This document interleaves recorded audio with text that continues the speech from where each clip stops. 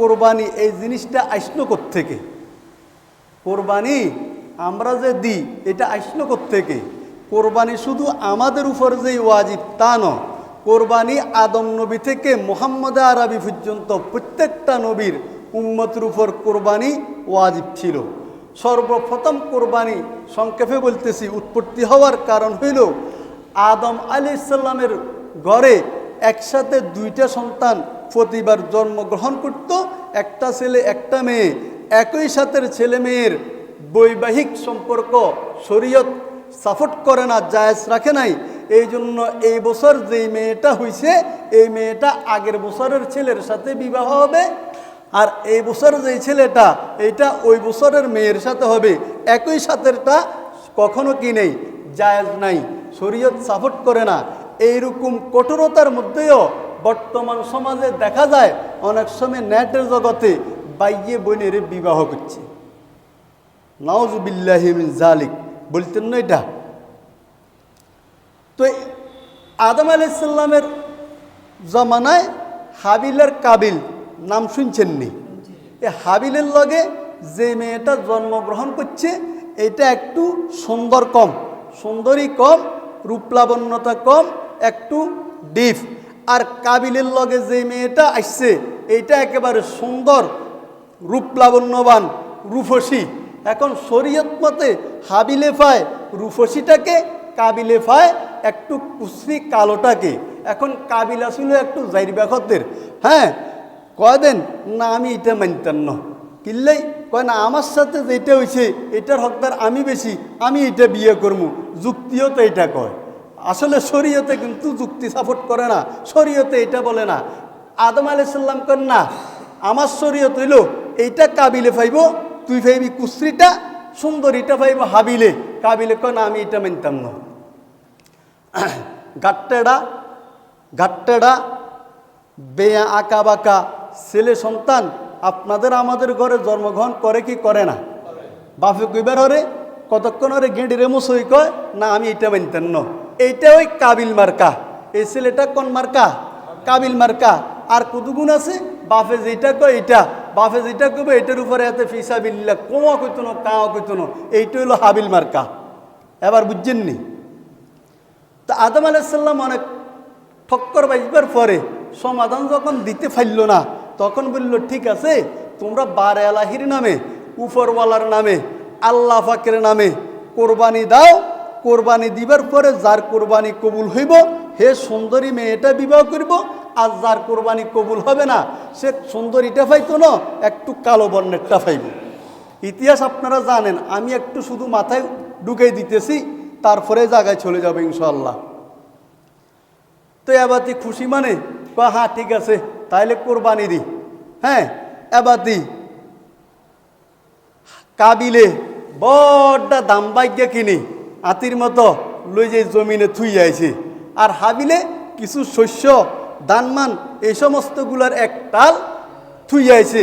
আগে কোরবানি দেওয়ার কথা ছিল দো ময়দানে রাখি আসতো, যার কোরবানি কবুল হইব হাতেরটাও আসমান থেকে আগুন আসি জ্বালাই দিব, বুঝবো এটা কবুল। আর যেটা আসমান থেকে আসি জ্বালাইবে না এইটা কবুল ন। কথা বুঝছেন নি? এবার দুইজনে থুই আইছে দুই রকমের পণ্য। এখন আবার দিই আসমানে তুন আসি শস্যের দানাগুলা হুইয়ে লাইছে, আর কাবিলের দামড়া এটা জায়গায় আগ করে রয়েছে। কবুল হয়েছে কি হয় না? কথা কন কাঠটা হয়েছে, কাঠটা হয় না। হাবিলেরটা হয়েছে, কাবিলেরটা হয় না। এখন আল্লাহ পাকের পক্ষ থেকে কোরবানি কবুল হওয়ার মাসলায়ও আসি, কাবিলে কয় না এইটাও মানি না।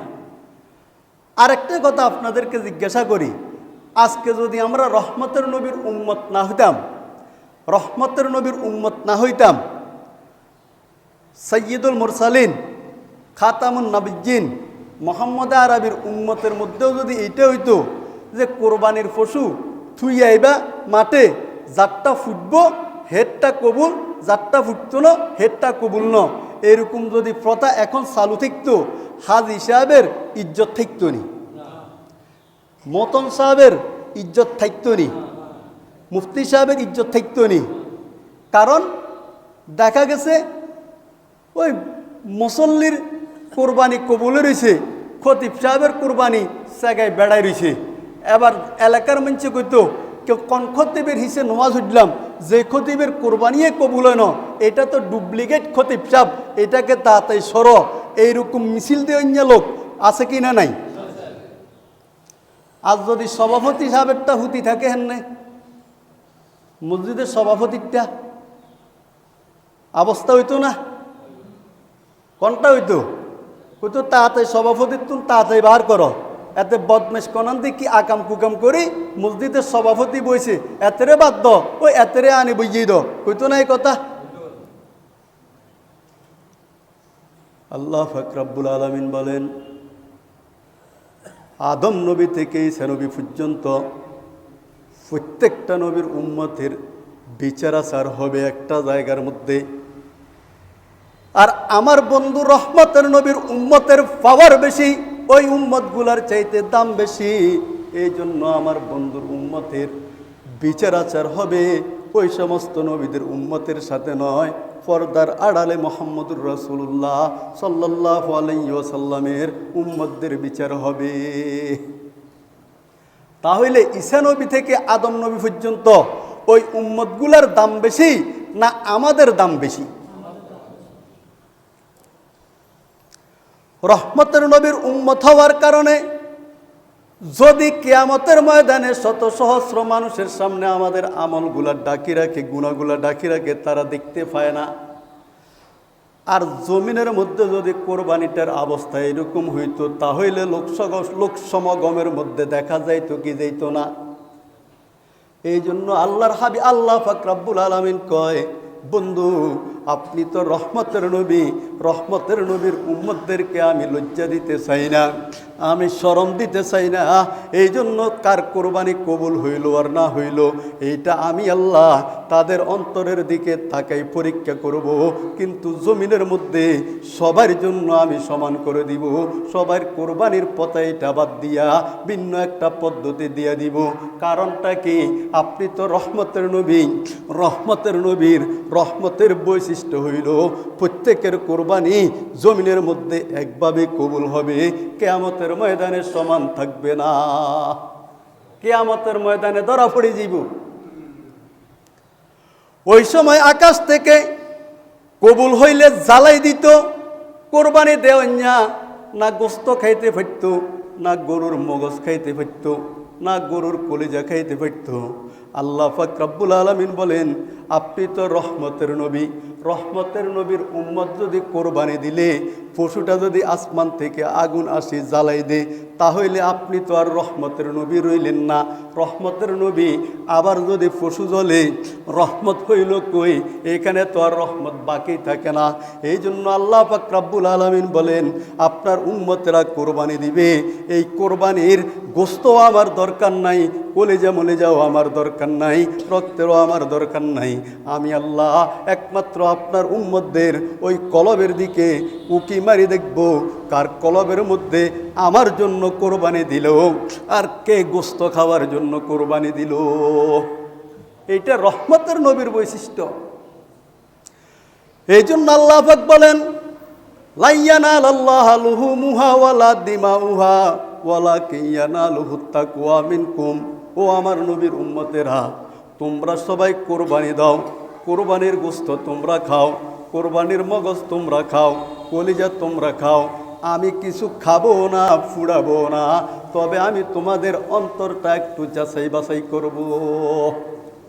এই জন্যই তো হুজুরেরা বলে কলব পরিষ্কার করেন, গোশত তো আল্লাহ পাক নিবে না, কলব পরিষ্কার করেন। হ্যাঁ, কলব পরিষ্কার করে কোরবানি দিলেই আপনার গোশত আপনার হান্ডির থাকবে, আপনি খাইবেন, যথেষ্ট। কলবটা পরিষ্কার করেন। এই জন্য কাবিলেরটা ফুড়ে নাই, হাবিলেরটা ফুটছে। এখন তো শরীয়ত বাতলাই দিছে, সুন্দরীটা পাইব হাবিলে আর কুসরিটা পাইব কাবিলে। কাবিল তো গাট্টাড়া, কয় আমি এটা মানি না, আমি এটা মানি না। ওই দেখবেন সম্পত্তির কারণে বিদেশে তুন বাই আইসে আর বাইরে কয় চল, বহুত দিন তো তুই বিদেশ আসিলি, আমরা তিন কানিয়ালা জমিটা একটু দোনো ভাই দেখি আসি।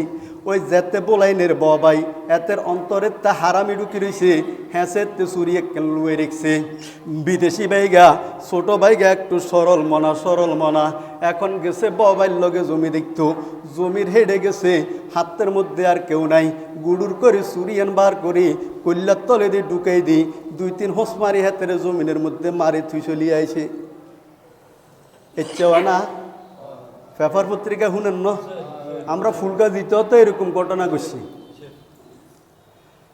এইরকম বা সুরত ধরল কাবিল কয় চল ভাই আমরা দুজন একটু খেলাধুলা করে আসি মাঠের মধ্যে একটু খেলাধুলা করে আসি আর কাবিলের মনে অন্তরের মধ্যে ঢুকছে খেলাধুলা তো করবে যাইতেন না তোরে হেডে মারিয়ালামু আর সুন্দরী বইনগা আমি বিবাহ করমু এইটা অন্তরের মধ্যে লালিত পালিত হইতে আছে চুরি একখান লুয়ে রয়েছে এবার গেছে খেলাই তো মাঠের মধ্যে এবারটি হাবিল তো একটু বড় কাবিল তো বড় হাবিল হইল একটু ছোট সাবাসাবি করতে করতে তলে হেলাই টুডুম করে হেডে মারে থুইছে কথা বুঝেন না কাবিল মানে কাতেল কাবিল কাতেলের তুলাইছে অর্থাৎ এতে কতল করইয়া আর হাবিল মানে কতল হইয়া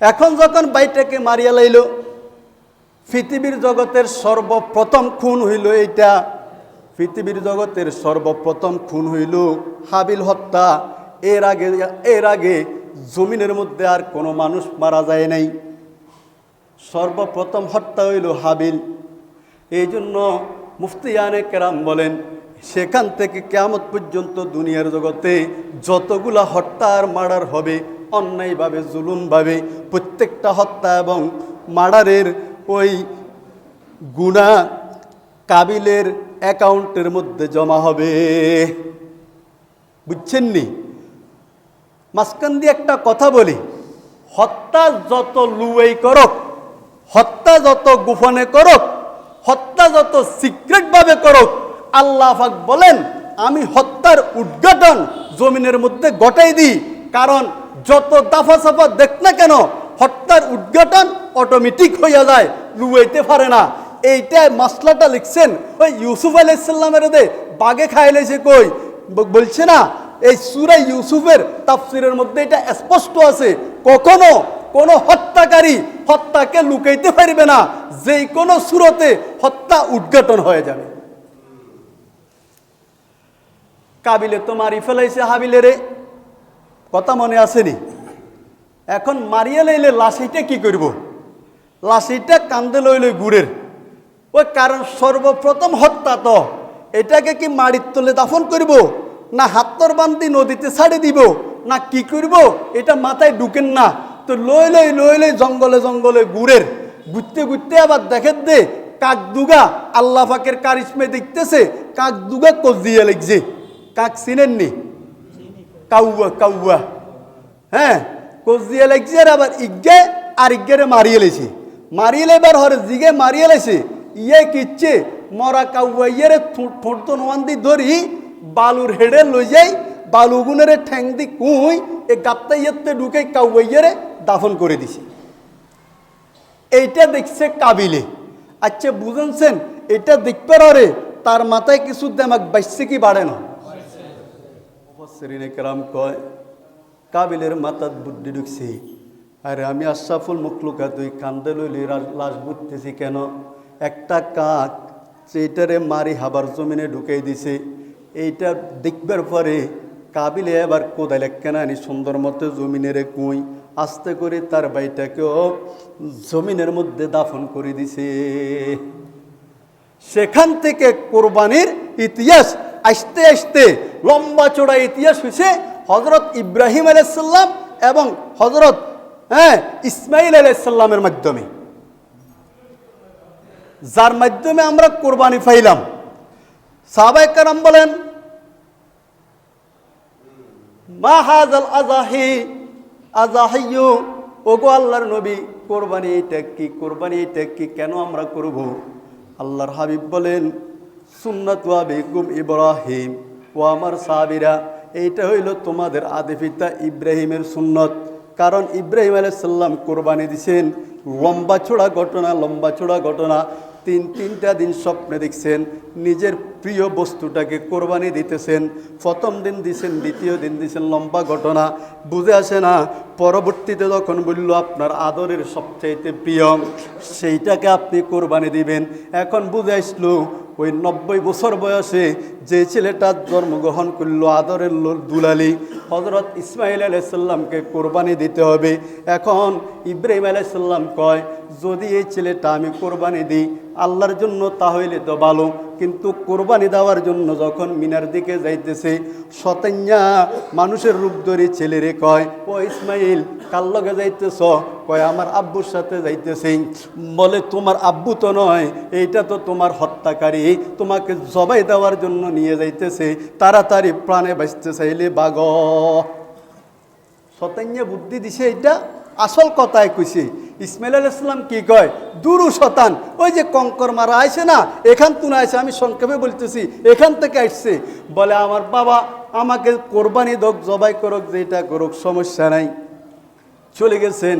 এখন বাপ ছেলেকে কয়, আল্লাহ পাক আমাকে অর্ডার করছেন, ও ইসমাইল আমার কলেজের টুকরা তোমাকে আল্লাহর রাস্তায় কোরবানি দেওয়ার জন্য। ইসমাইল কয় আমি প্রস্তুত আছি, আপনি আমাকে কোরবানি দেওয়ার জন্য ছুরি তৈয়ার করেন, আমাকে আপনি সবর অবস্থায় পাইবেন, সবরকারীদের মধ্য থেকে পাইবেন, আমি আপনার সাথে বেয়াদফি করব না।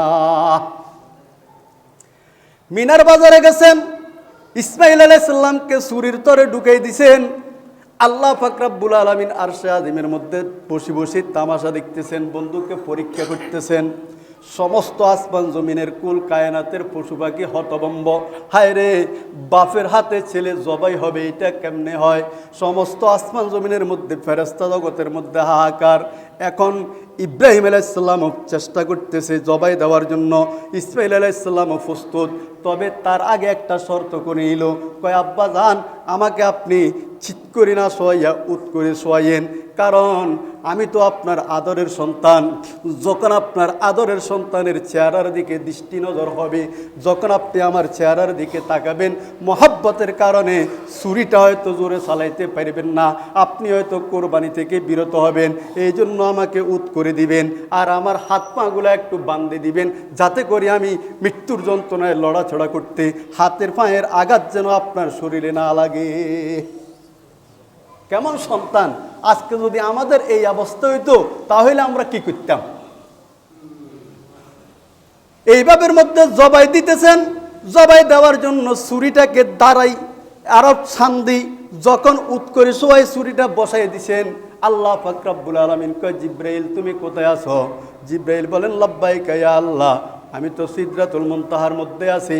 কয় তাড়াতাড়ি যাও, ওই বেহেশতের মধ্যে যাও, বেহেশতের থেকে ওই দুম্বাটাকে নিয়ে আসো, দুম্বাটাকে নিয়ে আমার বন্ধুর ছুরির তলে নিয়ে দাও, আর ইসমাইলকে ছুরির তল থেকে সরাইয়া দাও।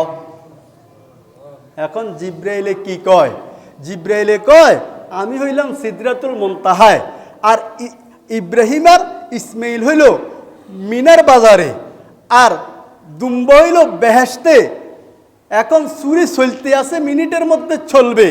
এখন আমি কিভাবে যাই, কখন বেহেশতে যাব, দুম্বা আনবো, আবার যাই তলে দিব? হায়রান হয়ে গেলেন। জিব্রাইল বলেন, আমার 600 ফাঁকা, একটা ফাঁকা যদি আমি টান দিই 6 মাস 1 বছরের রাস্তা অতিক্রম করতে পারি। আমি আমার শরীরের পূর্ণাঙ্গ শক্তি প্রয়োগ করি, 600 ডানাকে টান দিলাম, মিনিট সেকেন্ডের মধ্যে ফলকের মধ্যে বেহেশতে গেলাম, বেহেশতের দুম্বা নিয়ে আসলাম, মিনার বাজারে গেলাম, ইব্রাহিমের ছুরির নিচে দুম্বা ঢুকাই দিলাম, আর আমি ইসমাইলকে আমার হাতে নিয়ে আসলাম। আসার সময় ইব্রাহিমের দৃষ্টিপাত কর্ণপাতকে একটু স্লো করার জন্য জিব্রাইল আসমান থেকে আসতেই বলেন, আল্লাহু আকবার, আল্লাহু আকবার। হ্যাঁ, ইব্রাহিম আলাইহিস সালাম বলেন, লা ইলাহা ইল্লাল্লাহু, আল্লাহু আকবার। এবার ইসমাইল আলাইহিস সালাম ছুরির তল থেকে বলেন, আল্লাহু আকবার ওয়ালিল্লাহিল হামদ। এখন যেটা বললাম এটাকে বলে তাকবীরে তাশরিক। এটাকে কি কয়? এটা কোরবান যারাদের এরাও ফুটতে হবে, কোরবান যারা নাদের তারাও ফুটতে হবে। না শুধু কোরবান যারাদের তারা ফুটবো, আর যারা দেন না তারা ফুটতো না। মাসলা বুঝিয়েন, সবাই ফুটবো, শুধু পুরুষে ফুটবো না মহিলাও ফুটবো? তাহলে ঘরে আপনাদের মহিলারা হুতের বোরা আসেনি, এদেরকে বলে দিবেন তো, শিখাইও দিবেন। তিনজন বড় বড় মনীষী মহা নবী জিব্রাইল হইলেন ফেরেশতা জগতের হেড অফ দ্য ডিপার্টমেন্ট, সাইয়্যিদুল মালাইকা, ফেরেশতাদের সর্দার জিব্রাইল সর্বপ্রথম তাকবীরে তাশরিক শুরু করলেন। দ্বিতীয়তে আমাদের আদি পিতা ইব্রাহিম আলাইহিস সালাম মধ্যের অংশটা বললেন। তৃতীয়তে আরেক ফুটন্ত নবুয়তের ফুল ইসমাইল আলাইহিস সালাম শেষ অংশটা বললেন। এই তিনজন মহা ব্যক্তিত্বের জবানে মুবারকে মিলেই যেই জুমলাটা গঠিত হয়েছে এটাকে বলা হয় তাকবীরে তাশরিক। এটাকে কি বলে? এটাকে কি বলে? হসা গাজী নসা গাজী তিন ব্যাটারি হাঁস ব্যাটারিরে মিলে নিয়ে এটা বানাইছে। এটা কখন থেকে কখন পড়ব? 9 তারিখ ফজর থেকে, কখন বললাম? 9 তারিখ ফজর থেকে 13 তারিখ আসর পর্যন্ত। 9 তারিখ ফজর থেকে 13 তারিখ আসর পর্যন্ত মিষ্টি সুরে আওয়াজ করেই সালাম ফিরাই সাথে সাথে একবার পড়া ওয়াজিব।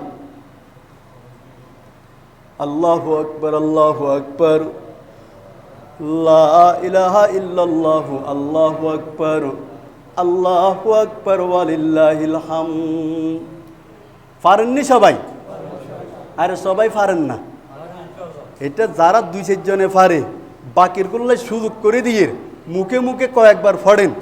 আল্লাহু আকবার, আল্লাহু আকবার, লা ইলাহা ইল্লাল্লাহু, আল্লাহু আকবার, আল্লাহু আকবার, ওয়ালিল্লাহিল হামদ, আল্লাহু আকবার, আল্লাহু আকবার, লা ইলাহা ইল্লাল্লাহু, আল্লাহু আকবার, আল্লাহু আকবার, ওয়ালিল্লাহিল হামদ। পড়বেন তো ইনশাআল্লাহ সবাই? জিব্রাইল আলাইহিস সালাম বলেন, আমার জীবনে আমি যতগুলা কাজ করলাম একেবারে শুরুর থেকে শেষ পর্যন্ত 3টা কাজ করার সময় আমি জিব্রাইল ভয়ের মধ্যে ছিলাম। কাজটা আমার জন্য করা কঠিন ছিল। 3টা কাজ, এই 3টা কাজের মধ্যে একটা কাজ হইল যখন মিনার বাজারে ইব্রাহিম নবী তার ছেলেকে ছুরির তলে দিয়ে দিছেন, আর আমার আল্লাহ যখন আমাকে অর্ডার করলেন, জিব্রাইল তাড়াতাড়ি যাও বেহেশতের মধ্যে দুম্বা নিয়া আমার বন্ধুর ছুরির তলে দাও, আর আমার বন্ধুর তল থেকে আমার বন্ধু মোহাম্মদ আরবি 4 ওরস থেকে আসবেন এই ইসমাইল নবী, তাকে আপনি তাড়াতাড়ি ছুরির তল থেকে বাঁচাইয়া আনেন। জিব্রাইল বলেন, আমার প্রত্যেকটা পশমে পশমে গামাই গেছে, আমি যেন এই কাজটা কিভাবে করব। কারণ ইব্রাহিম আলাইহিস সালামের 2 জন ছেলে, একজনের নাম ইসহাক আর একজনের নাম ইব্রাহিম আলাইহিস সালামের একজনের নাম ছিল ইসমাইল আরো ছিল। বাকি সবার বংশ থেকে অন্য অন্য নবীরা আসছেন, আর ইসমাইল আলাইহিস সালাম শুধু ইসমাইল আলাইহিস সালামের বংশ থেকে আমাদের নবী, কুল কায়নাতের নবী, রহমতের নবী, সৃষ্টিকুলের শিরোমণি মোহাম্মদ আরবি ইসমাইল আলাইহিস সালামের বংশ থেকে আসছে, আর বাকি সবগুলা ইসহাক নবীর বংশ থেকে আসছে। এখন যদি এই ছুরির তলে ইসমাইল নবী জবাই হয়ে যেতেন, তাহলে কুল কায়নাতের সৃষ্টি জগতের উৎস মোহাম্মদ আরবি কার মাধ্যমে দুনিয়াতে আসতেন? এটা একটা পরীক্ষা করলেন আল্লাহ পাক, আমাদেরকে বুঝাইতেছেন, হে আমার নবীর উম্মতেরা, তোমরাও কোরবানি দাও, তবে কোরবানির যেটা দিবা এটা তোমাদের জন্য একটা পরীক্ষা। কোরবানির পশু গোস্তর মোহাব্বত বেশি তোমাদের অন্তরে, না আমি আল্লাহর মোহাব্বত বেশি অন্তরে? এইটা আল্লাহ পাক যাচাই বাছাই করার জন্য কোরবানি আমাদেরকে দিয়েছেন।